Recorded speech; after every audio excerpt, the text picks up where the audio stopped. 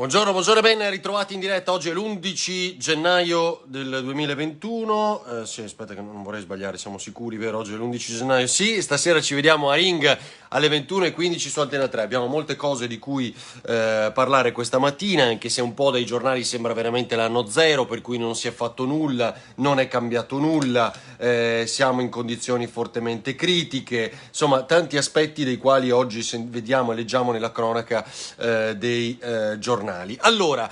buongiorno a tutti, ciao Claudio, Giovanna, Erika, ciao a tutti, ciao e bentrovati. Allora, di cosa parleremo oggi, questo 11 gennaio del 2021? Della nuova zona rossa. Da oggi siamo arancioni in Veneto, lo ricordo, 5 regioni in Veneto, e gialli in Friuli Venezia Giulia. C'è la polemica, Zaia ha chiesto lui, non ha chiesto lui questa zona arancione, Crisanti dice che non c'è neanche la variante inglese in Veneto, oggi intervistato da Repubblica. C'è invece Federica intervistato dal Corriere che replica la Azzolina, perché allora in alcune regioni le scuole sono chiuse ma i bar e i ristoranti si aprono, quelle gialle, ed è il caso per esempio del Friuli Venezia Giulia. Il tema della crisi di governo, questo presidente del Consiglio un po' ossessionato e quindi con questa paranoia da rischio di essere tagliato fuori perché si va verso il Conte Ter, il capo dello Stato vuole delle decisioni rapide, domani si presenta il Recovery Fund in Consiglio dei Ministri, va in Parlamento, il solo fatto di che presentiamo questo benedetto Recovery Fund modificato porta per esempio alla sanità 18 miliardi, non più i 9 precedenti, solo il fatto di presentarlo in Europa già ci porta 23 miliardi che ci servono, mentre fra poche ore voteremo uno scostamento di bilancio in Parlamento che è praticamente dello stesso valore. Poi c'è la polemica della Pedemontana in Veneto, quei rifiuti cosa sono, dopo ne parliamo, la Donat che canta Faccetta Nera alla Zanzara, e questa sera a Ring avremo uno dei protagonisti, la Zanzara, l'amico Alberto Gottardo, che tra l'altro questa mattina ha intervistato, mi ha già mandato l'audio di questa trasmissione, il Oliviero Toscani, il fotografo che definisce Facebook come Goebbels, cioè ormai la censura è arrivata a questo livello e francamente potrebbe far allarmare un po' tutti noi. Si spostano almeno i simpatizzanti di Trump su Parler, questo altro social definito social di destra, e per il quale anche Salvini ha già garantito la sua iscrizione, ma insomma dopo ne discuteremo. Vediamo se qua riesco a vedere sti benedetti commenti, forse ce la facciamo qua. Ciao a tutti davvero, buongiorno. Allora, cominciamo. Il nuovo DPCM sarebbe quello dei prossimi giorni, che vuole combattere la Movida. Voi dovete spiegarmi quale Movida deve andare a combattere. Poi è chiaro che ci sono stati degli errori, degli eccessi, qualcuno che si sarà sembrato là dove c'erano almeno dei bar aperti, non so dove, almeno fino a questi giorni, ma insomma il nuovo DPCM vuole andare a combattere questo rischio Movida, forse sarà le code all'Ikea, non lo so, il rischio Movida, per cui si chiuderanno come sempre bar e ristoranti alle 18, ma dalle 18 per i bar sarà vietato anche l'asporto. Questo sarebbe il disegno che evidentemente c'è dietro. Ciao Tiziana, buongiorno da Urisina, Sergio ben trovato, Diego, a tutti, Giuliana, Max, benissimo. Adesso vediamo se ci sono poi domande, insomma osservazioni. Questo è un dato contro la Movida, questo di PCM, cioè niente asporto dopo le 18. Due fronti. Il primo è: i governatori sono tutti arrabbiati per queste ipotesi delle nuove colorazioni che porterebbero una regione in rosso nel momento in cui c'è una media settimanale di 250 casi per 100.000 abitanti. Come immaginerete, praticamente tutte sarebbero in rosso con queste caratteristiche qui. Il Veneto addirittura nei 14 giorni ha un conteggio di circa 950 casi per 100.000 abitanti, quindi la condizione è veramente pesante. È pesante o è perché ancora una volta andiamo a fare i tamponi? Allora, dopo mesi capiamo che il numero dei tamponi non è confrontabile, c'è un macello con tamponi rapidi, tamponi molecolari, adesso finalmente i tamponi rapidi di terza generazione studiati da Rigoli, che stasera sarà a Ring alle 21:15 e ci spiegherà tutto, sono validi tanto e quanto i tamponi molecolari, dicono, ma insomma non vengono conteggiati tuttora, anche se dovrebbe cambiare da oggi, dopo un anno, e dopo un anno ci diciamo molti altri fattori, quanti positivi ogni giorno, quanti contagiati non hanno nessun valore, complimenti, lo diciamo dall'estate scorsa, non hanno nessun valore quando ci dicono 20.000 contagiati, 18.000 contagiati, non ha nessun valore perché bisogna vedere quanti malati, quanti finiscono in ospedale, certo che c'è una percentuale ormai ben precisa, ma il tema al quale volevo arrivare è questo: possiamo noi confrontare le regioni che fanno differenti tamponi, qualcuno dice anche con furbizia per non andarsi a cercare i positivi, lo dicevamo anche qualche giorno fa, un conto andare in campagna a fare dei positivi, un conto a fare una corte diciamo in città, cioè magari troveremo dei numeri differenti, no, di positivi. Allora bisogna, oltre alla qualità diciamo della ricerca del campione di questi tamponi, definiamola così, ci vuole un numero percentuale che sia minimo e uguale per tutte le regioni. Allora, se diciamo che dobbiamo avere per 250 casi positivi ogni 100.000 abitanti la zona rossa, vogliamo che per ogni regione ci sia la stessa percentuale per 100.000 abitanti di tamponi, perché altrimenti è inutile confrontare il Veneto che fa molti più tamponi con altre regioni, il Friuli Venezia Giulia che fa molti tamponi in percentuale sulla popolazione rispetto ad altre regioni, ma questi sono dati semplici. Mi auguro che almeno dopo un anno il governo ci arrivi, perché queste sono semplicemente cose di buon senso. Gennaio e febbraio solo con le temperature che abbiamo sarà un casino, scrive Sergio Sabri, speriamo arrivi presto il colore della normalità, che sarebbe il bianco immagino, però quello è sotto i 50 casi, forse sotto i 25 casi. Vabbè, Miozzo, il padovano, perché è di Campo San Piero, Alta Padovana, Agostino Miozzo, che è del Comitato Tecnico Scientifico, insomma, dice, fa molte interviste in questi giorni, ieri mi pare il gruppo Gedi, oggi il Gazzettino, dicendo sostanzialmente le stesse cose, ma è una frase che colpisce, e lo ricorderete forse dalla ricostruzione che avevamo analizzato nei giorni scorsi, cioè che Zaia ha chiesto lui la zona arancione, e lo dice con un candore che è praticamente è non smentibile. Oggi vedremo cosa dice Zaia alle 12.30 perché torna in conferenza stampa, cioè è lui che ha chiesto la zona arancione per il Veneto, lo dice proprio così nell'intervista di ieri e all'intervista di oggi, al che si apre un po' una polemica, ma allora come mai lo ha chiesto Zaia, l'ha chiesto davvero lui? Invece lui, il governatore, fa un post su Facebook dicendo ancora una volta come è l'Istituto Superiore di Sanità a decidere, insomma, questo giallo dell'arancione in merito alle decisioni o meno abbia influenzato il governatore Zaia. Questo vi ho detto, il DPCM anche. Forse non saremo arancioni il weekend, questo è un altro dato che emerge dai giornali, anche se non c'era chiarezza perché comunque finiva in questi giorni il decreto previsto da Natale fino ai giorni del weekend passato, ma insomma si pensava potesse restare il weekend arancione per tutti, anche chi è giallo, invece parrebbe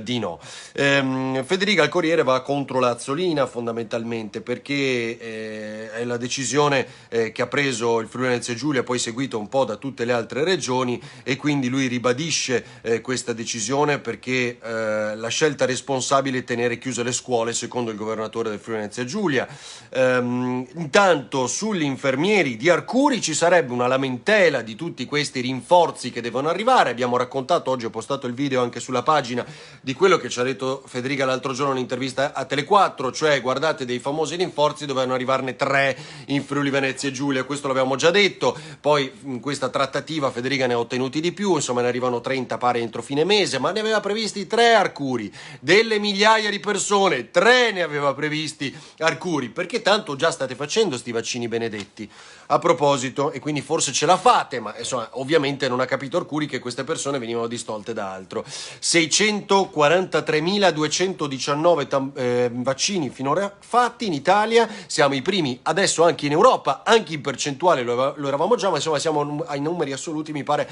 anche sopra la Germania, quindi 643.219, in Veneto 68.480, in Friuli Venezia Giulia 13.822.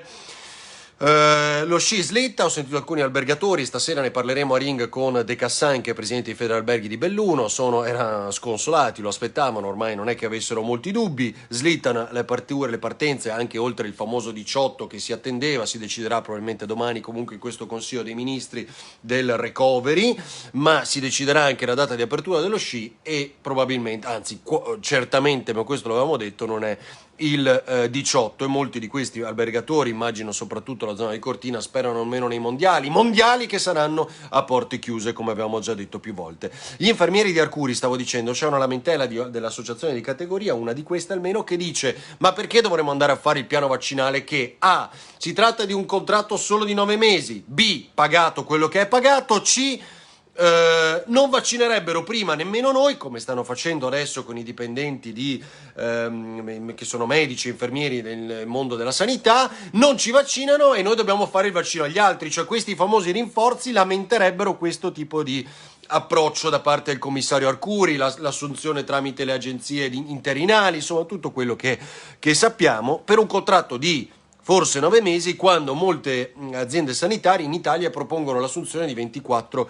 mesi almeno. A me viene da chiedermi, dice Monica,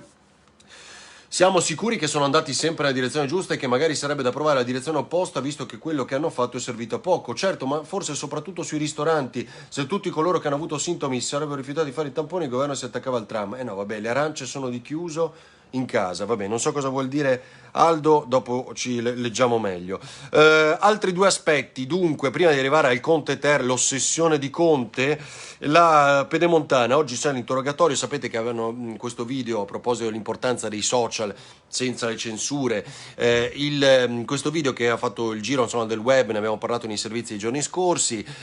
di questo camion che scarica nella famosa trincea della nuova Pedemontana, Superstrada Pedemontana Veneta, alcuni rifiuti, non si capisce, intuisce che sono dei sacchetti, insomma pare che siano dei sacchetti per la plastica da calce, e oggi sono gli interrogatori e quindi ne capiremo ancora di più. Intanto ieri sono stati rimossi e per capire che cosa è successo. Patuanelli al gruppo GEDI, invece il ministro dello sviluppo economico, il Tristino Patuanelli, che sembra tra quelli certi di restare anche con il rimpasto, il Conte Ter come si definisce, e intanto Patuanelli dice resta sicuramente anche la Azzolina e ne sposa un po' la politica di questi mesi con la rabbia perché la scuola non si è riaperta, e poi parla molto anche con la sua consueta pacatezza, la lucidità, la tranquillità di tutto quello che in realtà è anche stato fatto da questo governo, anche se noi abbiamo spesso criticato, e dice: siamo il primo paese dell'Unione per vaccini somministrati in percentuale agli abitanti, abbiamo evitato il disastro dell'Ilva, dice Patuanelli,